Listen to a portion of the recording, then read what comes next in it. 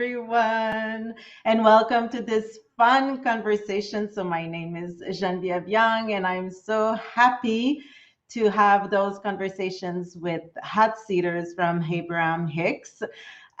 Today, we'll be talking about the receiving mode, and I have as a guest Lana Schlafer, sorry, let me introduce her right now. Hello, Lena. Hi, hello, hello. So my full name is Svetlana because I'm Russian. So it's Lana.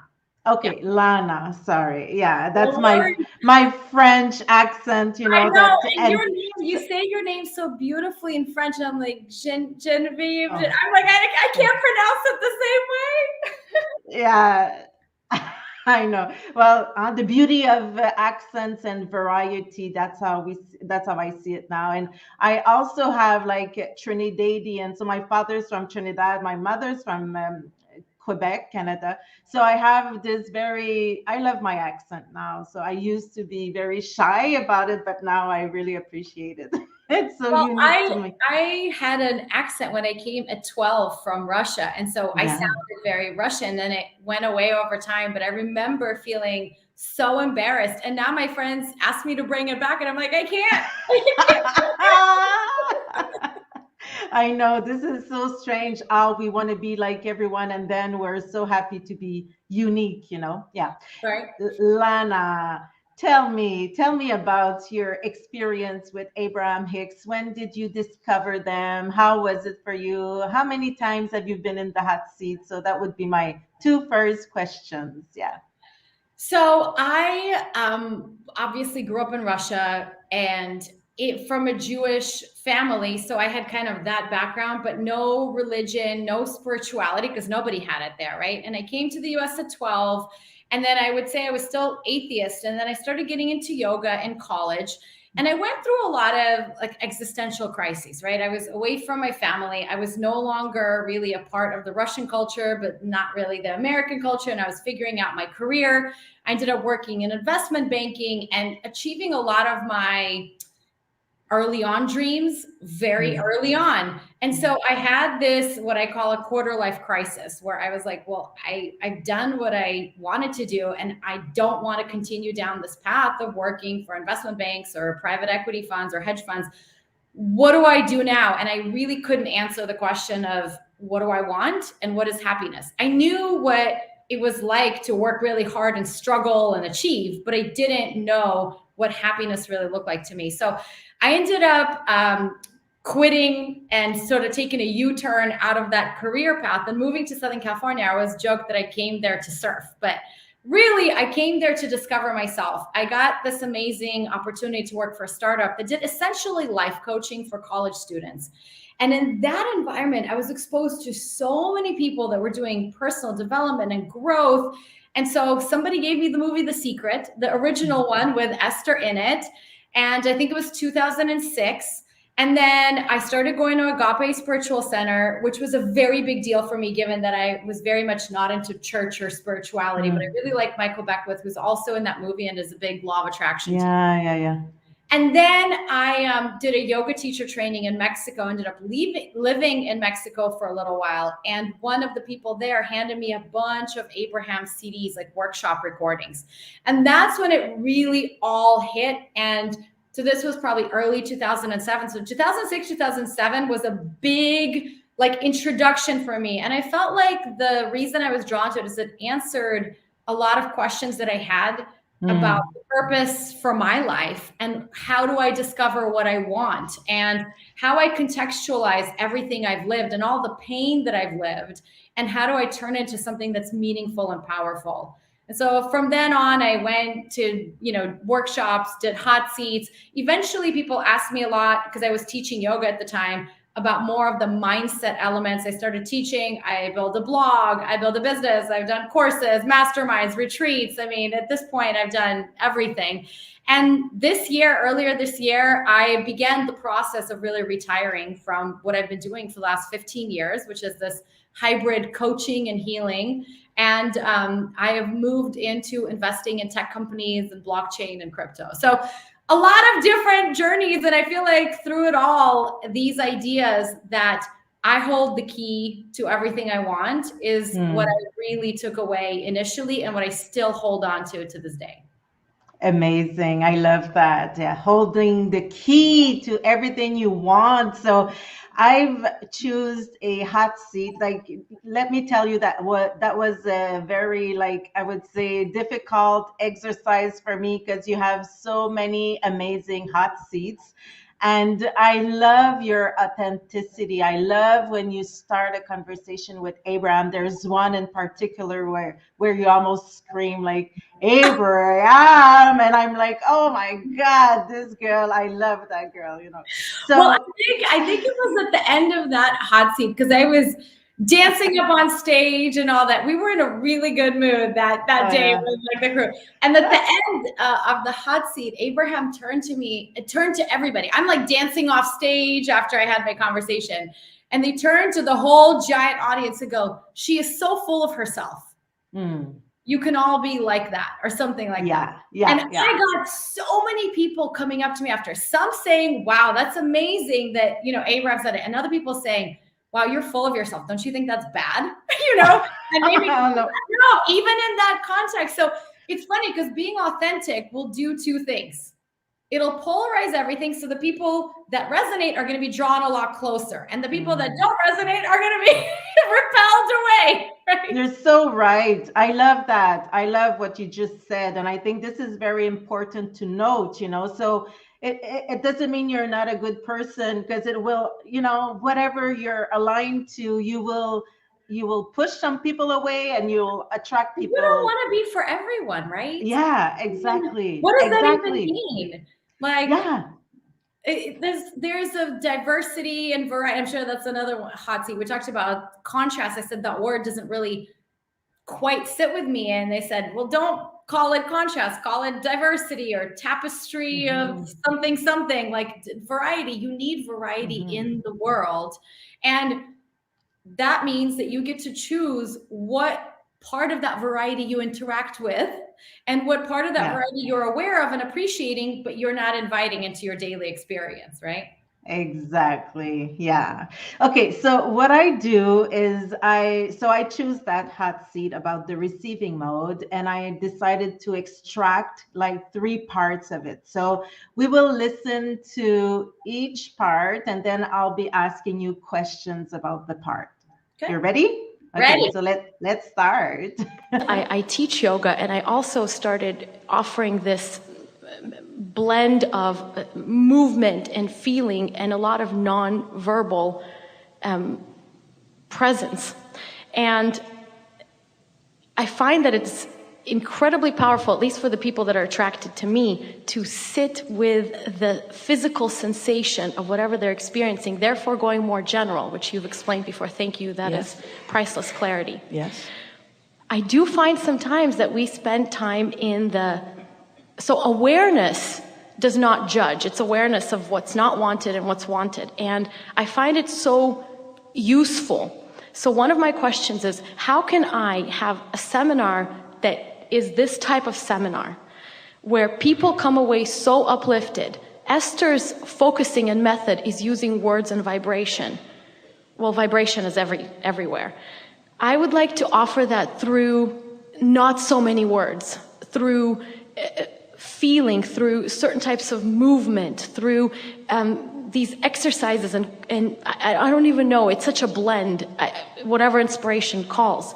Well, that's the key right there, because in every environment, you gave the key to the answer that we're going to give just a moment ago when you said it was such a logical sequence of me following that. Yes.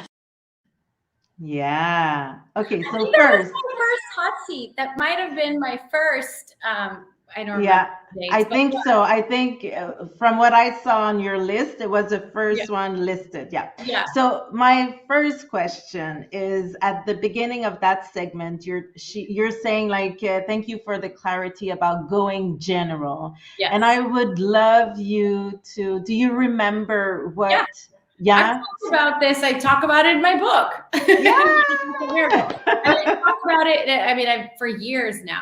So here's my understanding, which I always invite everyone to listen and take what resonates and then go and dive deeper in their own way, right? Because I'm not God. I'm not telling you the truth. I'm telling you my perspective, educated perspective through lots of experience, but nonetheless, what I recognized is that in our society, and certainly the way that I was raised, is that we are discouraged from sitting with our emotions. We are often taught from our parents and the schools and everything, if something is not working, that means it's broken, go fix it. Yeah. And oftentimes there are very specific ways that you're supposed to do it in the way that your society or your environment might have taught you. And what I realized is that when you can sit with the emotions are like waves, right? Energy and motion. So they are able to come and bring to shore what you really need to understand or learn or experience, the insight or the clarity. And if we push it away too quickly, we are not receiving the emotion. Okay, maybe that feels a little better. We're distracted. We're too busy fixing it to even acknowledge what the heck we are fixing. But we certainly do not receive the value. And if you start with the assumption that your guidance system truly is valuable, then that means every element. So in the book, I reframed the emotional guidance scale as a keyboard because I like the visual of that better. And I like the analogy of, in order to create a masterpiece, you want to learn how to play all the notes well. Yeah, not just exactly. notes like that's not going to give you the depth and the power and the volume that you want, right? And so learning how to play all the notes, which when you sit with the emotions, and especially and this gets into trauma and how you process things in the body, which is a whole separate conversation. But if you can learn to feel safe enough in your body to feel. And that is a learning. And for a lot of people who do have trauma with a capital T or small t, it is very difficult to do it. So it is a skill. And a lot of times professionals can help you learn that skill so you can do that for yourself. When you can get to a place where you can really feel that emotion, it always leads to incredible clarity and gifts. And the way that this happens is you get into a general space out of your thoughts and your specific ideas of what you need to do, should do, what this represents, out of all the symbology based on your previous perspective, out of the frame through which you are looking at. And you're sort of taking that raw data and able to receive it to often create a new frame, which is your new reality. And so going general in the sense, outside of all the assumptions and things that you want to assign to that experience, to that person, to that discomfort, and being in the general space of feeling is the portal. I say triggers are portals. Pain is a portal into often what you yourself have been asking for incessantly, right? So you're asking for it, but can you receive it? Interesting. I love that. I feel like, every emotion has a vibration and a frequency, so a vibrational frequency. And I feel like if going general is like going to a neutral frequency, like to a neutral zone more. That's not quite what I mean. I'll tell you. Okay. It is and it isn't. It's both and. So will you eventually get to a more neutral place where you don't have a strong emotional charge? Absolutely. But the process is you let that wave come. Yeah. You receive the gifts. You implement the changes in your life or in your thinking that gift invited you to do. And on the other side of that entire experience, I would even say it's not neutral. It's got a general positive energy. Yeah. You're grateful that it happened. You've learned a lot. Doesn't mean you want to repeat it again or wish it for somebody else. But you are in a place of, this was valuable and meaningful to me. I understand. And I grew from it. Yeah. Yeah, that's perfect. Thank you. So, so once we're in that general state, then we can go up the emotional scale again. That's what you're saying. So what I'm saying is that's going to happen naturally, which is what Abraham was saying. It's you don't need to make it go up. It will just bob up like the cork, in the water, right? Yeah. So you don't need to do this. Yeah. But if you want to have a high degree of well-being in your day-to-day life, it will behoove you to embrace the sunshine and the rainbows and the storms and find appreciation and value in all of them, and understanding the ecosystem of how our weather patterns work and how our emotional patterns work really puts you in the driver's seat. Yeah, interesting. So tell me, in that segment, you're also talking about your goal of having seminars with very less words, with not so much words. So did you do that? Did you? I actually teared up a little when you played that, because I remember distinctly the energy of being selected for the hot seat. And I had two questions. One was about my kids. I had twins that were, I think, about 2 years old at the time. And then the other one was about this new career path from teaching yoga to now moving into this that I was asking. And those words are something that I've held on to, return to often, because what they said next is, it is not your job to figure out who's going to come and what you're going to do. It is your job to show up fully and let yourself be led by your alignment. And boy, have I, not only, so I talk about the 4 modes of visioning in my book. And one of them is well, everyone knows guided imagery, right? Where you imagine things. You have written, which a lot of people do. Verbal, which is much more difficult for most people. That's where a lot of my masterminds come in play. And then creative expression. And so in all of my programs, all of my live events, all 4 modes are involved. And that's what made a lot of my sort of experience that I offer to my clients different, because it wasn't just about speaking or just about writing. It wasn't all in the context of language. When we can step out of language, and the language of emotions is very different. Your body communicates to you all day long, but it is not with words. It is with sensations. And so we are not, again, taught very often to be in our bodies, to be embodied, to understand and communicate, to develop a relationship with our bodies. And so my background in somatic psychology really helped with that, because it's already a journey that I've been on. And so, I teared up because I feel like I achieved this to a degree that I couldn't have even imagined. Wow. I felt like I gave people an experience. And it's much easier to put words and understanding after you've had the experience. If you've been in love, then you can talk about what love is. When you haven't been in love, when you haven't tasted alignment, when you haven't had a real, visceral, embodied experience of feeling safe when feeling unsafe, no words are going to get you there. But when you've had the experience, you're 80% of the way there. Thank you. You're such a great teacher. Yeah. Okay, so let's listen to the second part of your hot seat. These gatherings are never the same. Those of you who've been to a few of them discover that they are always different. This gathering particularly has been one of evoking all kinds of new, never been before into all of the universe discussed topics. In other words, we've all taken thought and energy and understanding, knowing beyond that which it has ever been before. So each gathering, you're wanting alignment so that you can find the inspiration. In other words, you're not going to memorize a program and just present it, because when you do that, then there's no co-creation. It's not dynamic. Nothing's happening, you see. Co-creation is about you being tuned in and then being inspired to the motion, to the movement, to the sound that will move those who are tuning into you. And they're all in a different place. That's what co-creating at its best is. Yes. Inspiration flowing. Yeah. Inspiration flowing. You know what? I do feel like there are 2 types of quote unquote teachers, which I don't love using that word.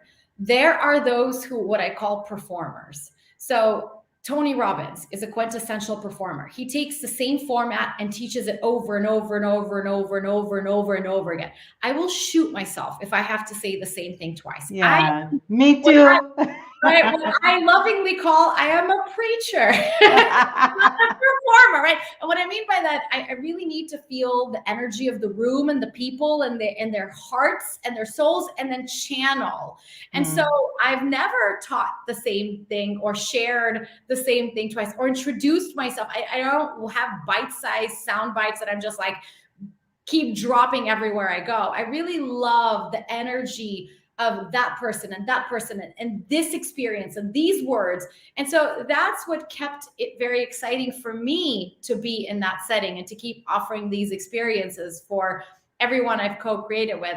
But again, I think you need everybody, right? You do need people who are willing and able, like actors who are willing to do that scene 20 times over to get it right? Exactly. You need that. I am not that. Exactly. And this is a very interesting thing, because when Abraham says, you don't need to memorize, well, if you want to have this new inspired action, or to be into the new motion, well, or to create something new, the best co-creation is really to be aligned and just listen to what comes next, and you create it. So you can't do what you've done to create something new. Exactly. That's what I love. Yeah. Makes sense, right? Exactly. And I remember so I've studied in computers, and I was a computer teacher. So I used to memorize everything. I knew my whatever course by heart, and I knew exactly what I had to do. And then when I started to be more like a self-development teacher, and being, talking about my story and being in connection with whatever was happening in my body, that was all a transition. I have to tell you, sometimes I felt like I was almost like freezing, because it was like too much emotions. And can I really share this? Should I really say that? Am I, so how was it for you? Like, was this something very natural, or did you have to, also have trust, I mean, I try my best to assess myself as accurately as I can, good, bad, in between, because there's no such thing as good, bad, right? So you're just looking at it. So I do think I have two things going for me. I am a very dynamic person. I naturally, when people meet me, they usually say, "You're just like, how you are in every interviews or videos." I'm like, "Well, what did you expect?" Like, yeah. everyone go, I'm like that. I'm gonna have dance parties. I mean, that's just like who I am. So I do think that being dynamic and being able to be confident enough to be dynamic on camera or in various settings really helps. But the part that I think made it a lot easier for me, and this really has to be the key, I think, for anybody that is on the leading edge, is that I was ultimately doing it for me. And so I felt like after every experience that I had doing whatever I was doing in my coaching business or personally, I could extract the value for me. And so it became a lot less important what other people thought or didn't think, or what they valued and didn't value. And that took me a time to develop my own sort of intrinsic value system and reward system. But once you sort of get a taste of it, you realize that you don't need everyone to feel comfortable with what you're saying. There have been a few times when I would share something, because I've been incredibly vulnerable. If people want to search back and look through my YouTube videos, I mean, people consistently would say, "I can't believe you're able to say things that most people would never say." But I think it was personally healing for me. And that's why I did it. And a couple of times I did kind of like delete the video or take off the blog post when it felt too edgy, because I realized that if it's not serving me, if it's feeling too edgy, it's not actually good for anyone. Or if it is, I don't care, because it's not feeling good to me. And so then I'd massage it until I was able to share it in a way where it felt edgy but exciting, not edgy, fall off the edge and feel miserable and sit there like going, oh my God, right? Yeah. Oh, that's interesting. I like that. Yeah. Because I've always like posted some things that, I cannot listen to now. And I've always thought that it was because this was so cleaned into myself. Like, it's something I don't even recall, and it's not even important no more, because it went through me, and then, I don't need it no more, So it's part of me, but I just don't need it. But yeah. Well, So it's allowing yourself to evolve, right? I mean, who you were, Wayne Dyer has this great saying that the beliefs that served you in the morning of your life may not serve you in the afternoon of your life. And I remember Michael Beckwith had something like, we expect our politicians and people that we quote unquote are supposed to trust to stay the same, but don't you want people to evolve and grow and change their opinions and become new? And so giving ourselves the room and the space to do that. Again, I think you have to have enough clarity about who you are and what matters to you to do that, because otherwise the world will kind of chew you up sometimes. But once you have that, you have a high you have a lot of room to play and explore, right? And that is the mastery of life, really. I think the highest form of alignment is play. Yeah. You're right. Okay, let's go to the third segment. In the beginning, Jerry and Esther worried about that a little bit. How will we decide who these people are? How will we define them? And in the beginning, they were moving about the Texas cities. They were traveling to Houston one weekend, and San Antonio another weekend, and Austin another weekend, and Dallas another weekend. And they did it for nearly a year before they began moving to other places. And a lot of the same people were coming every month. So it was people that they were familiar with, but every single time there would be many more people who were new, and then those who had been there before. And Jerry wondered and asked us, should we hold a new timers meeting and an old timers meeting, a newcomers and an old timers? And so we said, try it and see. But everyone wanted to come to everything. No one wanted to miss anything. And Jerry and Esther soon settled into understanding that everyone who came got what they were ready for. Because Source, through Esther or through you, has the ability to offer whatever it is that those who are summoning through you are looking for. So it's, again, all about your alignment and all about your inspiration. And every bit of the question that you ask here came from impulse that you have been experiencing while you were in the process of that. Yes. And as you relax more in your worry about whether you're right for them or they're right for you, and you just trust that law of attraction will sort that all out, then your gatherings will become larger and larger, because your inspiration can accommodate a lot of diversity. Oh, I love that so much. Okay, so I want to talk about the part that Abraham says, those are summoning through you. So every time you're creating something new, you're also like offering newness, to your audience that are asking for new stuff also. That's how, that's what So the way that I facilitated mastermind groups for years, and I just have one now, are drawing in people with a certain, I feel like I put like a loud call, saying, if you're this and this is what you want, come on over here, right? And one of the principles, so Napoleon Hill talks about masterminding, is when two or more come together with the same intention. And so the intention for everybody is what I've sort of said in a general sense, which is that you transcend what you have done, who you have been, and even what you have wanted, and become, instead of evolve, you involve, you become more and more yourself, more and more your fullest extending self, right?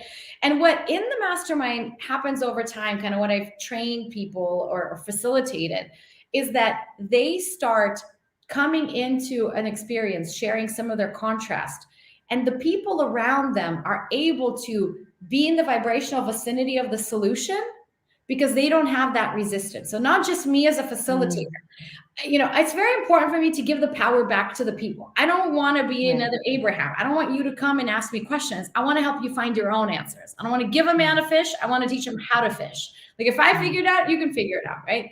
And so it's powerful to recognize that at the same time that you're asking, at the same time that something isn't there, it is also already here and the solution is already there. But often you cannot hear it because of your resistance. So when you can develop skills and abilities internally, but also in the context of other people, like masterminding, to be vulnerable and open enough about what you're going through, and they know you well enough and they care enough to be able to tune into that vibration, they will often receive the clarity for you the way that Abraham receives it for hot seaters. And isn't that amazing?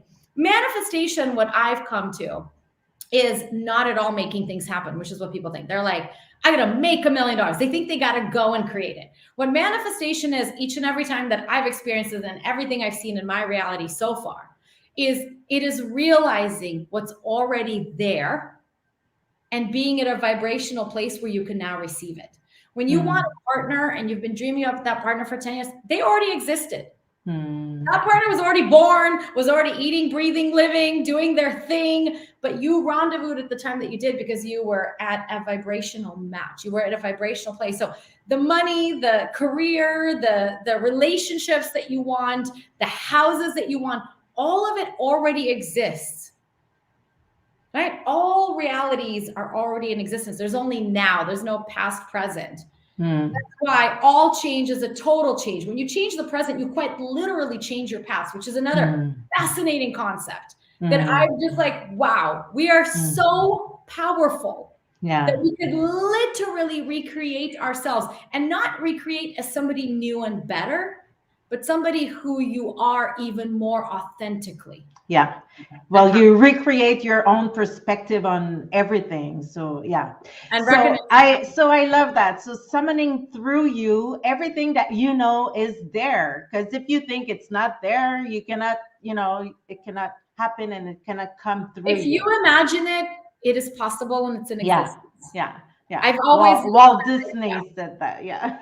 If you can dream it, you can achieve it. Yeah. Exactly. So Lana, that was such a pleasure. I mean, we've been talking for 30 minutes already. It seemed like, 5 minutes for me. It was very interesting. I just loved our fun conversation.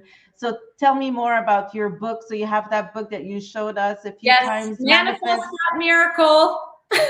It's on Amazon. It's also in Barnes and Noble and in Books A Million, and I don't know, a bunch of it. Anyway, Amazon, I think, is where most people go. The audiobook is narrated by me. So if you prefer that mode, you can get the Kindle or the paperback version. And I feel like, this book came from a place of so many people having these dialogues with me. I feel like I've been privy and I've invited so many amazing conversations.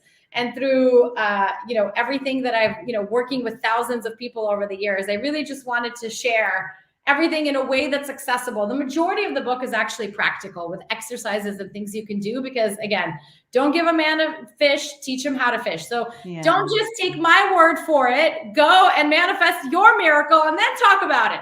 Exactly. Yeah. I mean, we need to, be in contact with variety and diversity. So maybe someone's going to get something from you and from me and from other people. Absolutely. And this is all perfect. Yeah. So I want to know a little bit more, because when we were backstage, you told me that, you were going through like a kind of interesting timing in your life, and I would like to end with that, with the now. What is happening now in your life, if you can, if you want to? Yeah, I would. And actually, this would be the first time that I'm talking about it from my now perspective, because I really haven't even written to my list, which I will do. So if you sign up on my list, I will actually give more details. Good.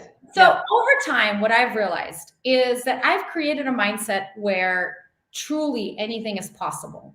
And I can make money. I have my dream home. We moved to Puerto Rico 3 years ago with my 3 kids and my husband. I retired my husband or whatever. And he loves working. So he's back to doing all his things. He actually got involved in technology and crypto even before me and was telling me about it. But Puerto Rico has sort of become a hub for this new world, really, new world creation. And so at some point I realized I don't just want to go make a new world for myself. Like, my world is amazing.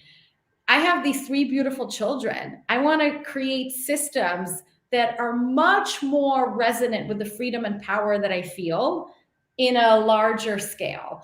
And if you don't know what blockchain is, it is an amazing way for peer-to-peer interaction without any intermediaries. So you don't need banks, you don't need insurance companies, you don't need really any of the power players that are gatekeepers and that end up pocketing a lot of the profits. When you can have an Uber or an Amazon or an Airbnb where it can be a peer-to-peer interaction that the buyer and the seller both profit without the intermediary really taking a whole lot. So that's what got me into blockchain. We started early on investing, and I call it investing because I'm not a gambler. I don't go and get meme coins, Doge or Shiba or whatever animals people are into.